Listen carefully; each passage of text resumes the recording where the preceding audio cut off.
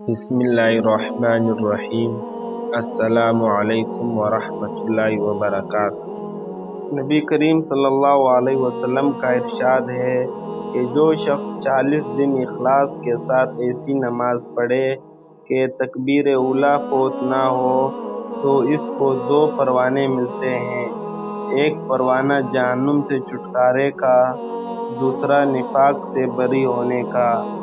یعنی جو اس طرح 40 دن اخلاص سے نماز پڑھے کہ شروع سے امام کے ساتھ شریک ہو جائے تو وہ شخص نہ جہنم میں داخل ہوگا نہ منافقوں میں داخل ہوگا۔